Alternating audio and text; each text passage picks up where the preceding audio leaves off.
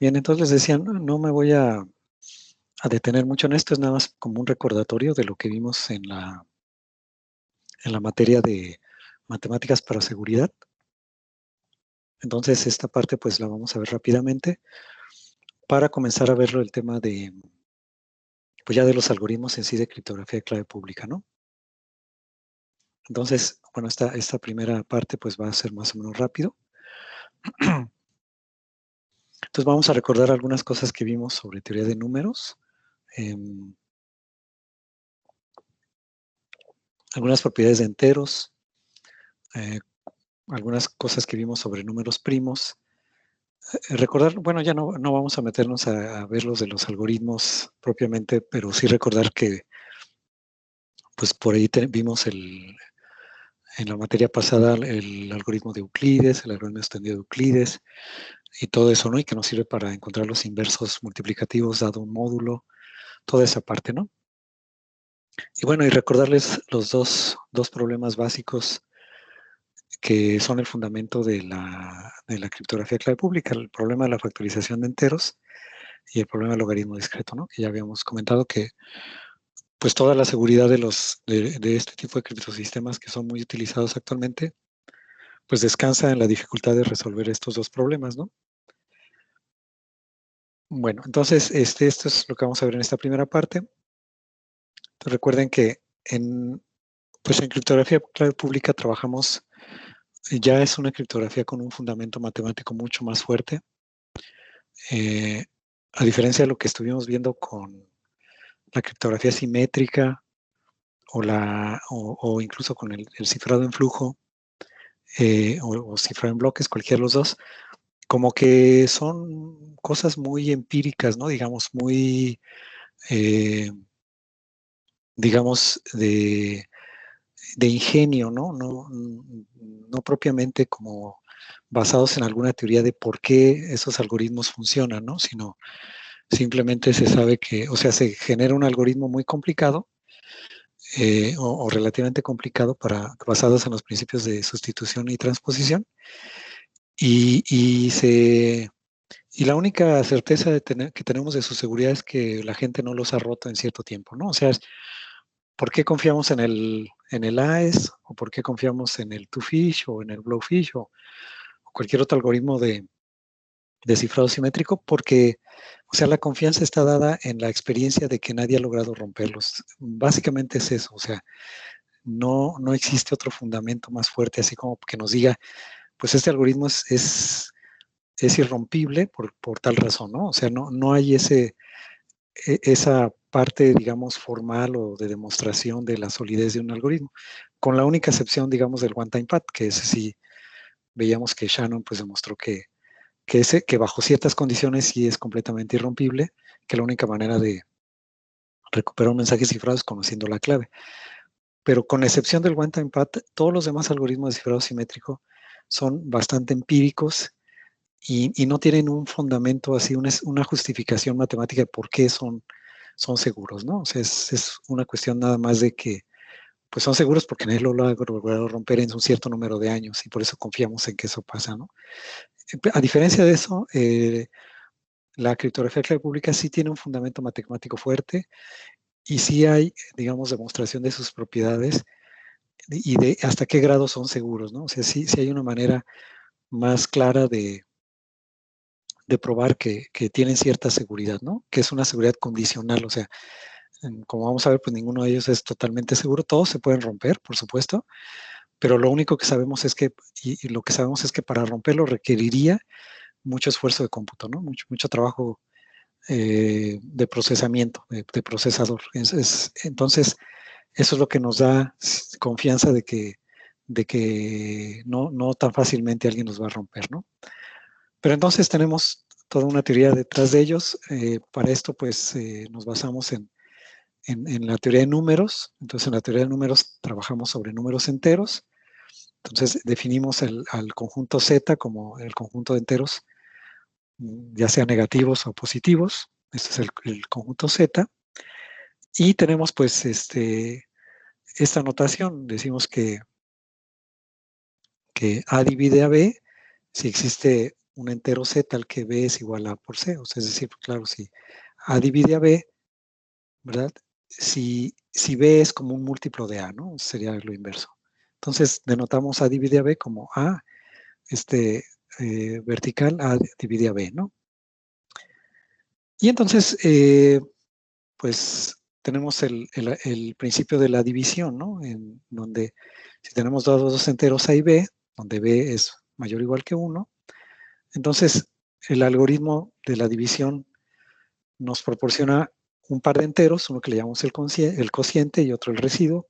Q es el cociente y R el residuo, tales que A es igual a Q por B más R. Entonces, pues esto es, digamos, básico. Tenemos un algoritmo de la división que aprendemos desde la primaria. Desde la primaria nos enseñan a dividir. Básicamente lo que aprendemos es el algoritmo de división. Y con ese algoritmo de división obtenemos el cociente y el residuo, ¿no? Es algo elemental que nosotros manejamos desde muy temprana edad, ¿no? Pero al residuo de la división le llamamos el módulo, ¿no? En este caso, el residuo de la división de B entre A le llamamos el módulo A módulo B, ¿no? Que sería el residuo de dividir A entre B. Y eso le llamamos A módulo B, ¿no? Cuando trabajamos con módulos nos referimos a ese residuo en particular. Y el cociente sería A div B. ¿Ok? Entonces, bueno, trabajamos sobre módulos en el caso de la criptografía de clave pública. Luego, ¿se acuerdan de esta definición que veíamos en matemáticas para seguridad? ¿Qué cosa es un común denominador? Pues es un entero, dados dos enteros A y B, el común denominador es un entero C que divide tanto a A como a B. Es un factor común, digamos, entre A y B, ¿no? O sea, un divisor común entre A y B, un número que divide a ambos, ¿no? Eso le llamamos el denominador común. Entonces existe un entero negativo, no negativo D, que le llamamos el máximo común denominador, o el máximo común divisor, que es de todos los denominadores comunes de A y B, es el más grande, ¿no? Entonces, esto se define así, el máximo común denominador de A y B es si, bueno, D va a ser el máximo común denominador, si D es común denominador de A y B, o sea, divide A y B, y si hay otro denominador común de A y B, entonces ese denominador común también debe de dividir a D. O sea, en pocas palabras, D es el más grande de los denominadores comunes de A y B, ¿no? Ok, entonces esta es la definición de máximo común denominador. Y tenemos la definición del mínimo común múltiplo, ¿no? De dos enteros. El mínimo común múltiplo es, bueno, dados A y B. Entonces, D es el mínimo común múltiplo si A y B dividen a D, ¿no? Y si hay otro número C, tal que A divide a C y B divide a C, entonces D debe dividir a C. O sea, en otras palabras, de todos los múltiplos comunes entre A y B, D es el más pequeño, ¿no? Okay. Bueno, y entonces hay una propiedad, un teorema muy interesante que dice que si A y B son enteros positivos, entonces el mínimo común múltiplo de A y B es precisamente A por B dividido entre el mínimo común denominador, perdón, el máximo común denominador, ¿no? Entonces, si conocemos el máximo común denominador, podemos obtener el mínimo común múltiplo o viceversa, ¿no? ¿Ok? ¿Hasta aquí todo bien? ¿Si recuerdan esta parte? Sí, todo bien. Sí. Ok, gracias. Bien. Por ejemplo, ¿cuál sería el máximo común denominador de 15 y de 10? 5. El 5, exactamente. Que de hecho, pues creo que es el porque sí, el otro es 2 por 5. Sí, pues es el único, de hecho, y pues es el máximo. Por tanto, ¿cuál sería el mínimo común múltiplo de 15 y 10? Igual 5. Sí.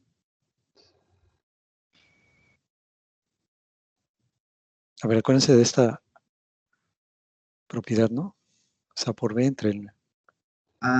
Sí. Tendría que ser que...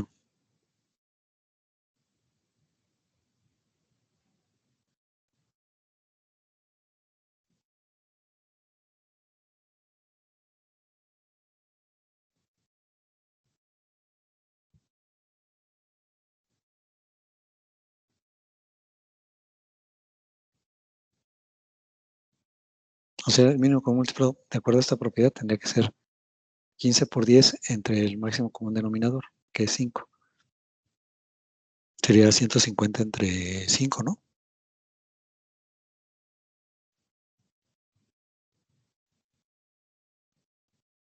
Entonces, ¿qué sería?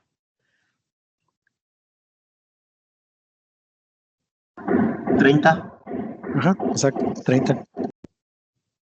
Entonces, el mínimo común múltiplo de 15 y 10 sería 30. Es el número más pequeño al que dividen 15 y 10, ¿no? 30, bueno, entre 15 daría 2, entre 10 daría 3. Entonces, mínimo común múltiplo es el... o sea, repito, el número más pequeño que dividen tanto 15 como 10, ¿no? Sería el 30. O sea, vean cómo si tengo el máximo común denominador, puedo obtener fácilmente el mínimo común múltiplo, ¿no? ¿Ok? Bueno, era sobre los números primos. Vamos a recordar este tema de los números primos, que son muy importantes para toda la criptografía de clave pública. Primero, dos enteros son primos relativos, A y B, se llaman primos relativos o coprimos, si su máximo común denominador es 1. Eso quiere decir, en otras palabras, que no tienen ningún factor en común, ¿no? A y B, o sea, no tienen algún factor, no tienen, el único divisor común que tienen es el 1, que es el trivial, digamos, ¿no? Y eso se llaman primos relativos, ¿no? Bueno, entonces, de hecho, un número primo, que sería como un primo absoluto, es el que es primo relativo con todos los demás, ¿no? Es decir, si tengo un entero p mayor o igual que 2, es primo si sus únicos divisores son 1 y el mismo, ¿no? Entonces, ese es un número primo, ¿ok? Bueno, entonces, pues los primos son números muy, muy conocidos, muy famosos, ¿no? Y tenemos entonces algo que se llama el teorema fundamental de la aritmética, que este teorema fundamental de la aritmética, decíamos, se conoce desde hace milenios, ¿no? Porque los griegos ya lo conocían. Dice lo siguiente: todo entero que sea n mayor o igual que 2 tiene una factorización única como un producto de potencias de primos. O sea, cualquier número entero mayor o igual que 2 se puede descomponer como un producto de potencias de primos, ¿sí? Entonces, esa descomposición es única, bueno, salvo reordenamientos, digamos, de los factores, claro, pero esta descomposición es única como potencias de números primos, ¿no? Entonces, esto lo saben desde los griegos, que todo número entero se puede descomponer como producto de potencias de primos, ¿no? Y eso se le llama el teorema fundamental de la aritmética, ¿no? Entonces, eso es bien, bien conocido. Ahora, tenemos por otro lado lo que se llama la función phi de Euler, ¿no? Que también vimos en el semestre pasado en la materia de matemáticas para la seguridad. Entonces, esta función se define de la siguiente manera: para un número que sea mayor, un número entero mayor o igual que 1, phi de n es el número de enteros que están entre 1 y n, que son primos relativos a n. Así se define. O sea, ¿cuántos primos relativos entre 1 y n tiene, no? Entonces, fíjense que dada esa definición, la función phi de Euler, si p es primo, pues p es primo relativo con todos los números anteriores. Entonces, por eso el número de primos relativos respecto a p, si p es primo, el número de primos relativos, pues va a ser p menos 1, ¿no? Porque es primo relativo con todos los números anteriores. Y además, es fácil de ver que si, bueno, esto se puede demostrar, que si m y n son primos relativos, es decir, su máximo común denominador es 1, si son primos relativos, entonces la función de Euler de m por n es la función de Euler de m por la función de Euler de n, ¿no? Entonces, en particular, si M y N son primos, pues pues en particular también se cumple esto. Phi de M por N es phi de M, que sería M menos 1, y phi de N, que sería N menos 1, ¿no? Entonces, esto pues son propiedades relativamente fáciles de mostrar, ¿no? De la función de Euler. Entonces, por ejemplo, ¿cuál sería el valor de la función de Euler de 15?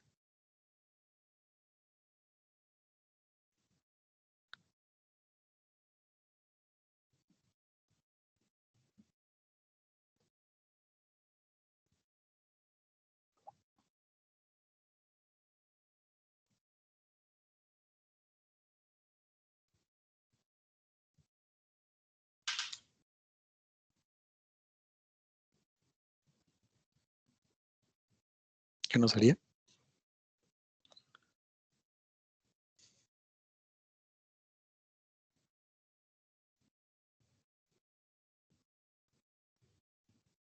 Fíjense, 15, ¿qué factores primos tiene? ¿Sería 3 y 5?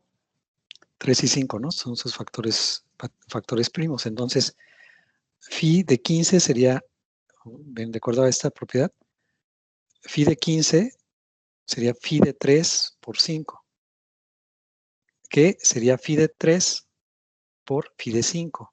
Pero ya 3 y 5 son primos, entonces aplica esta propiedad. Entonces, phi de 3, ¿qué sería?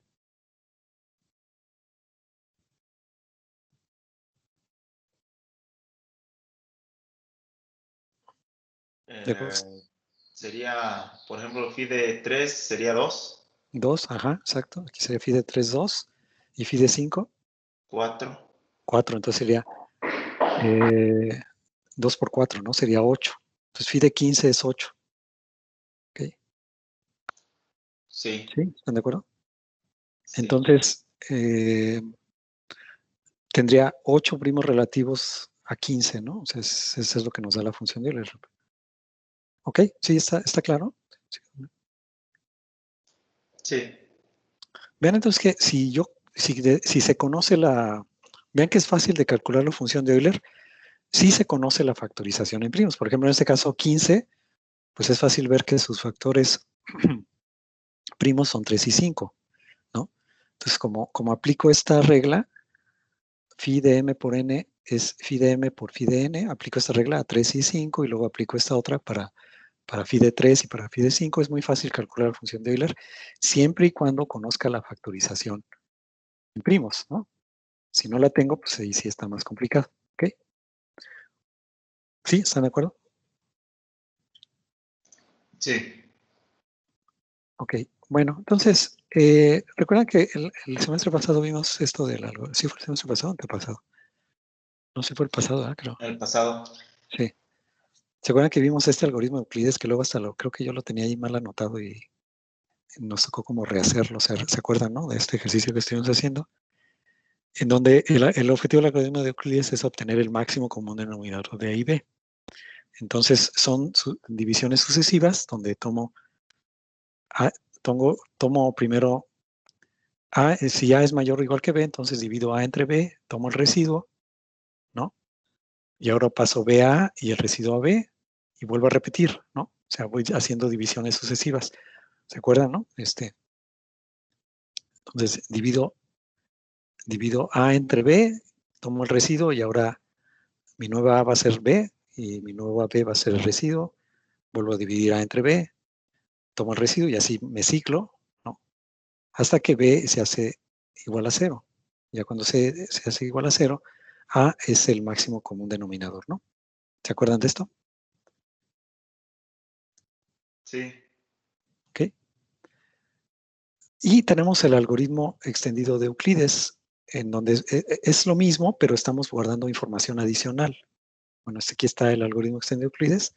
Se guardan estos factores, ¿no? Digamos, lo que voy guardando en cada ciclo es el cociente y el residuo, ¿no?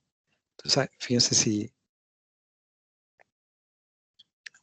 B es igual a 0, si ya esta B es igual a 0, entonces el máximo común denominador es A y los factores son 1 y 0, ¿no? De esta ecuación, ¿no? Si no, pues hago x2 igual a 1, x1 igual a 0, y2 igual a 0, y1 igual a 1, etc.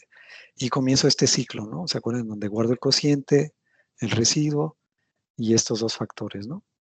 Y así voy repitiendo este ciclo hasta que b se hace igual a 0 y entonces regreso el valor del máximo común denominador y los dos factores estos, ¿no? ¿Se acuerdan que estos dos factores me sirven para, bueno, en particular una aplicación de esto es para obtener el inverso multiplicativo, ¿no? Bajo un módulo. ¿Okay? Recuerdan esta parte, ¿no? Que también la estuvimos trabajando en el semestre pasado, ¿no? Sí. Ok. Entonces, en particular, bueno, cuando tenemos lo que se llaman congruencias modulares, trabajamos entonces con enteros módulo un entero positivo. Entonces, aquí decimos que dados dos enteros se dice que son congruentes, módulo n, si, digamos, su diferencia es divisible entre n, ¿no? O en otras palabras, esto es equivalente a decir que su residuo módulo n es el mismo, digamos, ¿no? Es una manera equivalente de decirlo. Por ejemplo, 24 es congruente con 9 módulo 5, porque, fíjense, 24 menos 9, ¿no? Me da 15, que es divisible entre 5, ¿no? ¿Ok? Entonces, o una manera equivalente, fíjense, 24 entre 5, ¿qué residuo me da? 4. 4, exacto. Y 9 entre 5, pues también me da residuo 4. ¿Okay? Entonces, ambos tienen el mismo residuo bajo el módulo, por tanto digo que son congruentes. Es como decir que son equivalentes. O sea, para mí es 24 es lo mismo que el 9 módulo 5. ¿Ok? Entonces, construimos toda una aritmética sobre los enteros módulo n. ¿Cómo se construye esta aritmética? Bueno, entonces se definen primero los enteros módulo n, lo denotamos como z con una n de subíndice para decir que es z módulo n. Es el conjunto de enteros del 0 al n-1, ¿no? Donde la suma, la resta y la multiplicación la hacemos módulo n, ¿no? Entonces, cuando sumamos es suma módulo n, resta es resta módulo n, multiplicación módulo n. O sea, ¿se acuerdan que sumamos y sacamos el residuo, ¿no? Restamos y sacamos el residuo, multiplicamos, sacamos residuo, ¿no? Entonces, bajo esas operaciones, bueno, construimos lo que se llama el inverso multiplicativo, ¿no? El inverso multiplicativo de a módulo n es el entero x tal que a por x me da 1 módulo n, ¿no? Si existe esa x, digo, no para todas las n existe para todas las a. Si existe, entonces decimos que x lo denotamos por a inverso y se dice que a es invertible, ¿no? ¿Okay? Entonces, la división de a entre b módulo n, pues es el producto de a por el inverso de b, ¿no? Módulo n. Y bueno, y se encuentra solamente definida si b es invertible módulo n, ¿no? Entonces, encontramos que a es invertible, este es un teorema, que sí, solo sí, su máximo común denominador de a con n es 1, o sea, si es primo relativo respecto a n, entonces es invertible. En particular, entonces, si n es primo, todos los valores que estén en el módulo van a ser invertibles. Es digamos, un corolario de este teorema, ¿no? Si n es primo, pues todos los elementos, bueno, con excepción del 0, van a ser invertibles, ¿no? Entonces podemos tener el grupo multiplicativo que es el formado, dado un conjunto de enteros módulo n, el grupo multiplicativo es el grupo de los valores que estén en el módulo que son invertibles, ¿no? O sea, que su máximo común denominador respecto a n es 1. Entonces, este sería el grupo de todos los valores que son invertibles. En particular, les decía, si n es primo, pues el grupo multiplicativo abarca todos los valores entre 1 y n-1, con excepción del 0, que es el único que no se puede invertir. ¿Ok? Y tenemos dos teoremas muy importantes que hay que recordar cuando veamos la parte de criptografía. El teorema de Euler, ¿no? Este teorema de Euler me dice que si tengo un entero que es el grupo multiplicativo, entonces a la phi de n, o sea, elevar a la función de Euler de n, es congruente con 1 módulo n, ¿no? ¿Sí? Elevar a la phi de n es congruente con 1 módulo n. Es el teorema de Euler, ¿no? Este es importante que lo anotemos, lo vamos a ¿Se acuerdan que en la demostración del RCA pues, se ocupa, ¿no? Para demostrar que el RCA funciona? Teorema de Euler. Y el otro teorema importante es el teorema de Fermat, ¿no? El teorema pequeño de Fermat, porque hay un famoso teorema de Fermat que se acuerdan que tiene muchos años intentando demostrarse. Creo que ya hay una demostración que es súper compleja y no todo el mundo entiende y no todo el mundo está seguro de que sea la correcta, sobre el famoso teorema de Fermat. Pero este es, digamos, el teorema pequeño de Fermat, es uno distinto.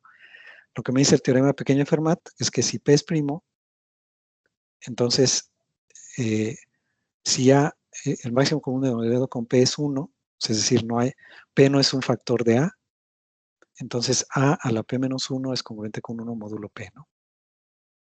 Ese es el teorema pequeño de Fermat. Entonces, este también hay que tenerlo ahí presente porque más adelante lo vamos a hacer referencia a este teorema de Fermat, ¿no? ¿Ok? ¿Hasta aquí todo claro? Sí. Bien. Bueno, hay también una parte que hay que recordar sobre los generadores del grupo multiplicativo. O sea, si tengo un grupo multiplicativo, es decir, todos los que son invertibles módulo n, perdón, entonces hablamos de que el orden de A es el mínimo entero positivo t, tal que A elevado a la t me da 1. O sea, ¿a qué potencia tengo que elevar t para que me dé 1 congruencia con 1 módulo n, ¿no? Eso le llamamos el orden de t. Entonces, si tenemos un elemento alfa del grupo multiplicativo y el orden de alfa es precisamente la función de Euler de n, se dice que alfa es un generador de ese grupo multiplicativo. Ahora, ¿por qué es interesante estos valores alfa? Porque si alfa es un generador, entonces todos los valores del grupo multiplicativo los puedo expresar como potencias de alfa. Por eso se le llama el generador, porque tomo ese número y elevándolo a potencias me va dando todos los valores que están en este grupo multiplicativo. O en otras palabras, cualquier valor de este grupo multiplicativo lo puedo expresar como una potencia de ese generador. Entonces, por eso se le llama el generador, es como el que me genera todos los elementos del conjunto, ¿no? Entonces, por ejemplo, vamos a ver unos ejemplos numéricos de esto, ¿no? Por ejemplo, este Z23, fíjense, 23 es un número primo, ¿ok? Entonces, ¿cuáles serían los valores de los enteros módulo 23? Pues serían del 0 al 22, ¿no? Y aquí yo puedo definir pues la suma, la multiplicación, etcétera, módulo 23, ¿ok? Por ejemplo, si sumo, por ejemplo, ¿qué sería 10 más 15 módulo 23? Por ejemplo.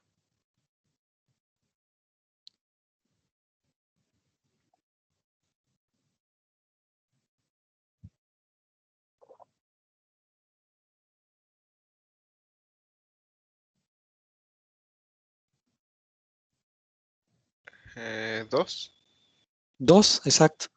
¿Por qué? Porque 10 más 15 es 25, si dividido entre 23 me da cociente 1 y me residuo 2, ¿no? Entonces, bajo este conjunto, 10 más 15 es igual a 2, ¿no? El módulo 23, ¿ok? Bueno, en particular, el inverso multiplicativo de 7, que sería 7 inverso, sería 10.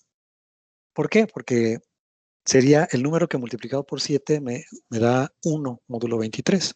Fíjense, bueno, a lo mejor no es tan fácil de ver, pero fíjense, si multiplico 7 por 10 me da 70. 70 módulo 23. Bueno, si divido 70 entre 23, me da cociente 3, ¿no? Cociente 3, entonces tengo 3 por 23 es 69 y me queda de residuo 1. ¿Sí está claro? ¿Sí? Sí. Ok, Sí. entonces vean como si efectivamente el inverso de 7 es 10, ¿no? ¿Cuál sería el inverso multiplicativo de 5?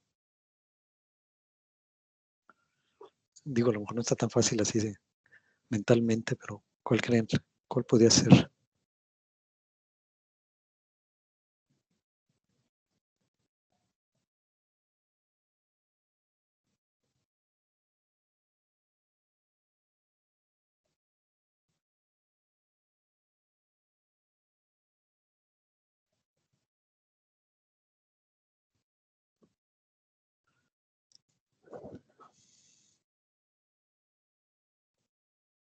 Creo que es 14.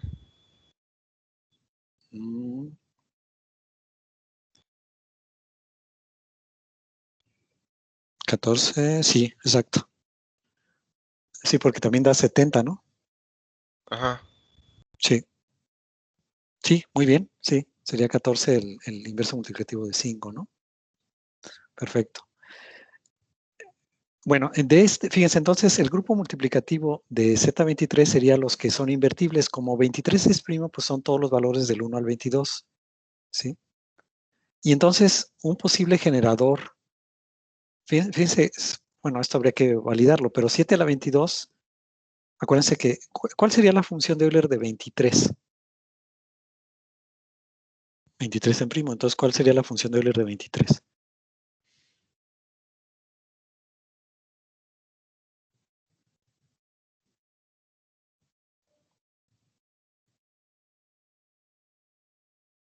Acuérdense cómo es la función de Euler cuando el argumento es un primo.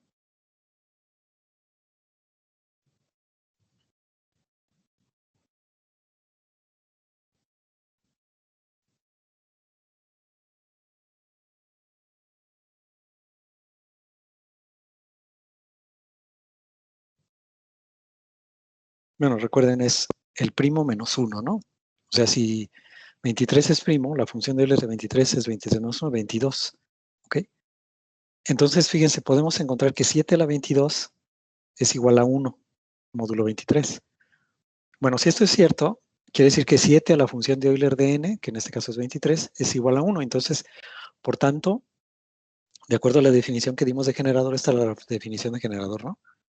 Que si el orden de alfa es phi de n, entonces es un generador. Entonces, como phi de n es 22, 7 a la 22 me da 1, entonces 7 es un generador. ¿Ok? ¿Y qué quiere decir que 7 sea un generador de este grupo multiplicativo? Que las potencias de 7 me van generando todos los elementos. Por ejemplo, 7 a la 0 me da 1, 7 a la 1 me da 7, 7 a la 2 me da 3, y así me voy. Entonces, si, digo, aquí no hicimos todos los cálculos, pero si sacara todo hasta el 7 a la 21, digamos, que sería el anterior, me daría todos los elementos del 1 al 22. ¿Ok? Entonces quiere decir que cualquier elemento de aquí del 1 al 22 se puede expresar como una potencia de 7 módulo 23. ¿Ok? Y eso queremos decir con que es un generador de 23. ¿Ok?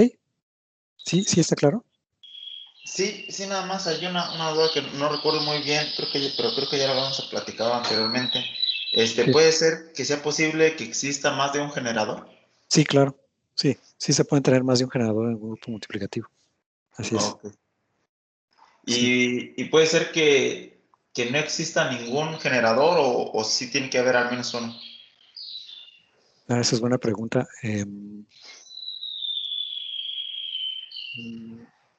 Sí, porque bueno, a ver, si tu grupo multiplicativo es, el orden del grupo multiplicativo es primo, debe haber otro primo dentro de este rango. Por ejemplo, en este caso 7 es primo. Entonces, ese debe ser generador. O sea, entonces sí. Digo, no en todos los casos, pero si el valor de aquí es, o sea, el orden del grupo es primo, sí debe haber por lo menos un generador. Ah, ok. ¿Sí? Ya cuando este no es primo, no me queda tan claro, porque puede ser que no hubiera un generador, ¿no? Sí, sí está bien. Ok. Bien. Bueno, ¿alguna duda sobre esto?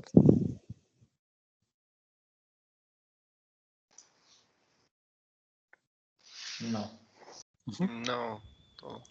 Todo claro, ¿no? Bueno.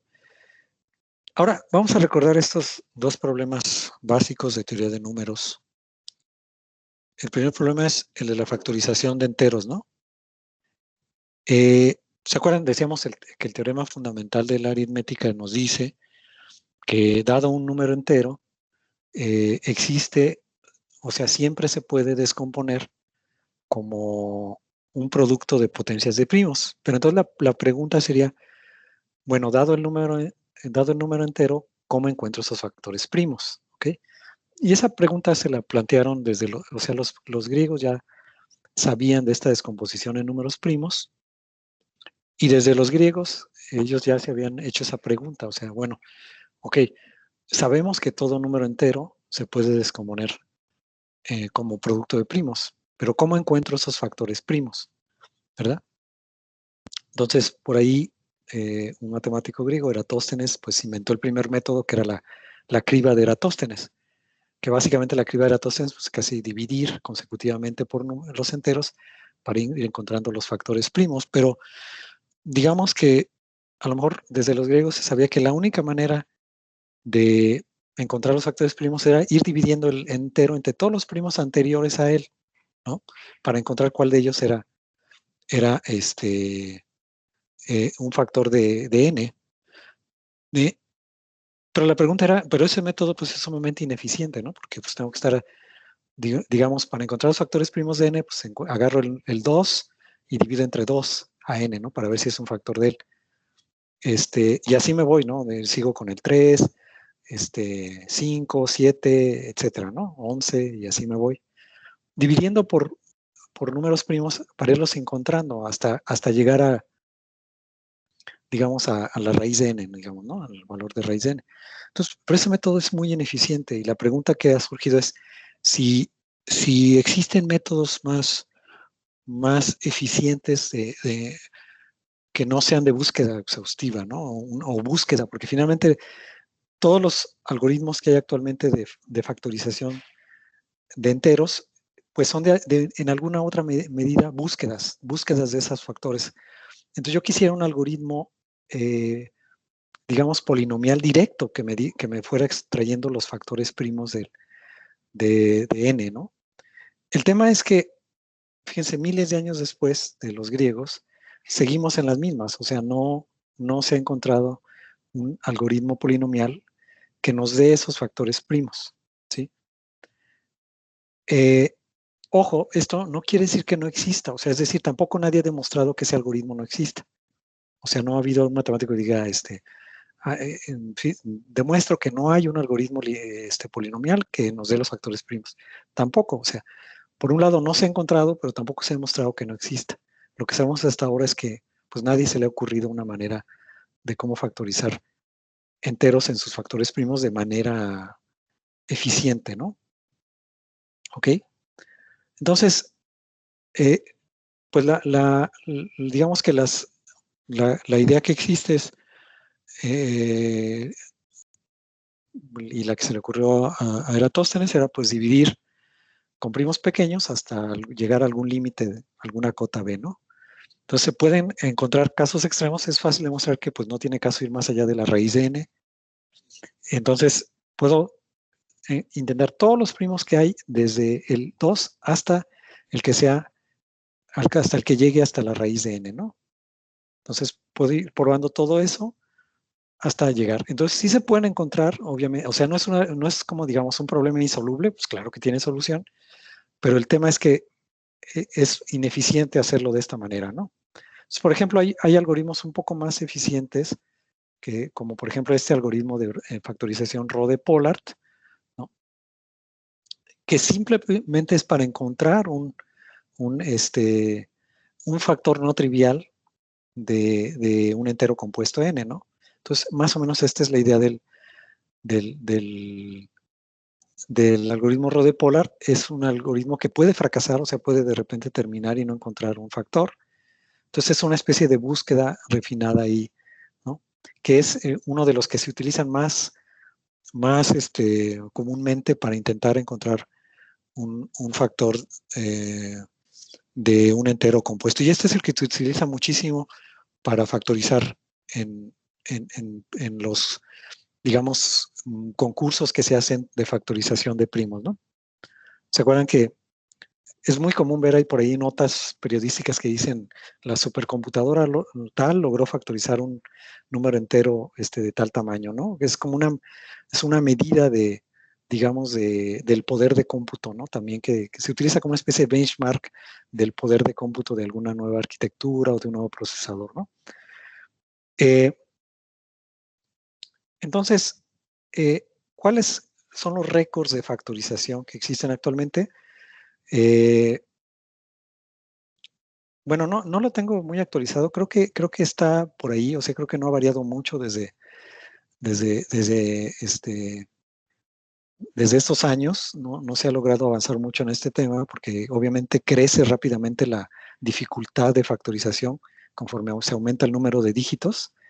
Entonces, RSA, que pues es la empresa que fundaron los creadores del algoritmo RSA, ofrece una recompensa en varios miles de dólares al que logre romper. O sea, se pone un reto, ¿no? El reto es, se pone un entero compuesto muy grande, ¿no?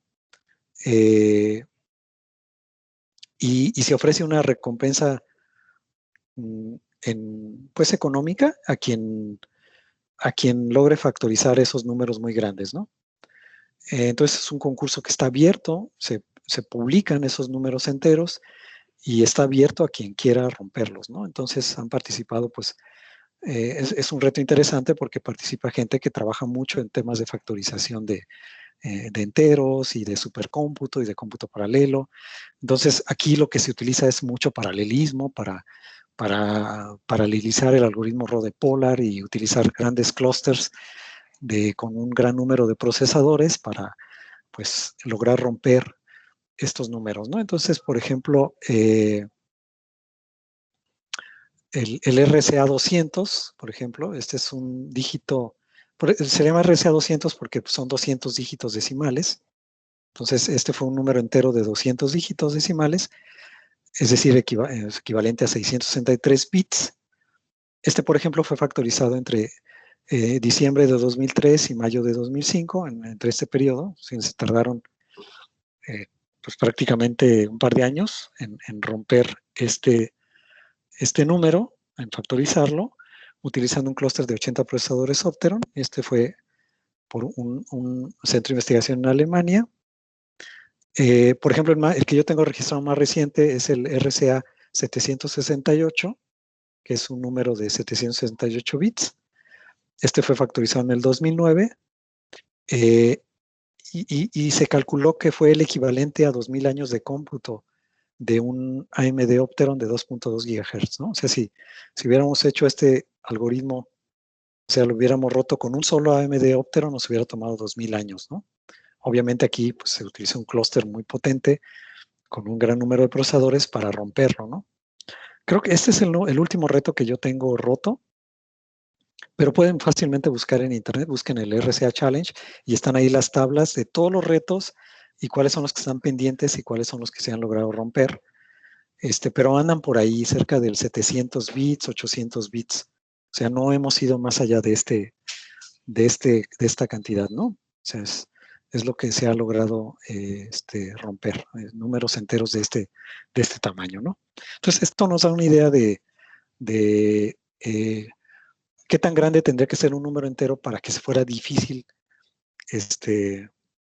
romperlo. Por eso es que fíjense que en la criptografía clave pública, pues lo mínimo que debo de tener yo pues, son 1024, ¿no? Porque ya andamos cerca de ese número, ya andamos en los 800, por ahí, cerca de los 1024 bits, entonces debería de tener al menos 1024 bits para asegurar que no sea tan fácil romper o factorizar esos números, ¿no? Estos son los récords de factorización. ¿Okay? ¿Dudas hasta aquí? ¿Comentarios? De mi parte no. Ok.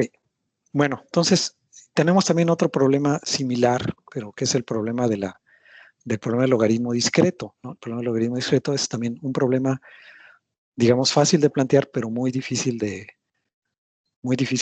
resolver, ¿no? Consiste en lo siguiente: dado un primo P, o sea, tomo un primo P que, bueno, debe ser suficientemente grande para que el problema sea difícil de resolver, y dado un generador alfa del grupo multiplicativo de ese primo, ¿no? Entonces, fíjense, si tengo un generador alfa, quiere decir que cualquier elemento de este grupo multiplicativo se puede expresar como una potencia de alfa, ¿no? Por lo que acabamos de ver. Pero entonces la pregunta es, dado un elemento B, ¿cuál es su potencia de alfa? O sea, ¿a qué potencia tengo que elevar alfa para que me dé el elemento B? ¿no? Porque, a ver, me regreso un poquito. En el ejemplo que veíamos, por ejemplo, yo sé que el 7 es un generador porque cumple las propiedades de un generador. O sea, 7 a la 22 es congruente con 1 y 22 es la función de Euler de 23. Entonces, yo sé que 7 cumple esa propiedad, es un generador. Pero ahora la pregunta es al revés. Digo, a ver, ¿a qué potencia tengo que elevar 7 para que me dé un número? Por ejemplo, el 5, ¿no? O sea, yo digo, bueno, ¿a qué potencia tengo que elevar el 7 para que me dé 5? Y aquí encuentro que 7 a la 7 es 5. Entonces, esta es la potencia, el 7 es a la potencia a la que tengo que elevar el 7 para que me dé 5. Pero esto lo sé porque yo fui generando todas las potencias de 7. O sea, 7 a la 0 es 1, 7 a la 1 es 7. Y así me voy, ¿no? Hasta generar todos. Y si genero todos, pues ya sé a qué potencia tengo que elevar al 7 para encontrar un número en particular. Pero vean que esto implica calcular todas las potencias del 7. Si el grupo multiplicativo es muy grande, pues esta tabla va a ser enorme, ¿no? Entonces la pregunta es, ¿no habrá una manera más eficiente que no sea calcular todas las potencias del generador para encontrar a qué potencia tengo que elevar el generador para un número particular? Esa es la pregunta, ¿no? Pues resulta que también resulta que nadie ha encontrado una manera más eficiente de encontrar esto, ¿no? O sea, más que, digamos, calculando todas las potencias del generador. O sea, entonces el problema del logaritmo discreto es ese. Dado un número beta, yo quiero encontrar a qué potencia tengo que elevar el generador para que me dé ese número beta. Y casi la única manera de hacerlo, pues, es generando todas las potencias de alfa, ¿no? Entonces, aquí igual es un problema de búsqueda de las potencias de alfa y también hay algoritmos. Aquí, bueno, una manera de hacerlo pues, es con búsqueda exhaustiva, o sea, es decir, calculo alfa a la 0, alfa a la 1, alfa a la 2, hasta que llego a la beta y digo, pues ya, esta es la potencia, digamos, el logaritmo discreto de beta, ¿no? O sea, a esta X se le llama el logaritmo discreto, ¿no? Entonces, encontrar el logaritmo discreto, pues, tendría que ser una búsqueda exhaustiva, potencias de alfa hasta encontrar el logaritmo discreto de beta, ¿no? Pero, pues para hacer esto me topa del orden de n multiplicaciones, donde n es el orden de alfa. Entonces, si n es muy grande, o sea, si es un primo muy grande, es del orden de esa cantidad de multiplicaciones, ¿no? ¿Ok? Entonces, esto no es práctico para valores muy grandes de n. Bueno, aquí había unos ejercicios, pero no se los voy a dejar porque, bueno, esto no es el objetivo ahorita de esta materia, ¿no? Pero bueno, entonces, recuerden, tenemos estos dos problemas, el problema de la factorización de enteros, un entero encontrar los factores primos, y tenemos el problema del logaritmo discreto, que también es un algoritmo, es un problema fácil de plantear, muy difícil de resolver, ¿no? ¿Ok? Y esto lo tenemos que tener, estos dos problemas los tenemos que tener en mente para la parte de criptografía de clave pública, ¿no? ¿Ok? ¿Sí está claro? ¿Dudas hasta aquí? No, todo bien. No. Ok, pues si gustan, tomamos un pequeño break para regresar a la segunda parte, ¿no? Ya entrar en materia de los algoritmos de criptografía de clave pública, ¿no? Ok, si gustan, pues les puedo dar un chancecito a las 9:15 reanudamos, ¿no? Sí, está bien. Sí, está bien. Ok, bueno, entonces continuamos en un ratito. Sí.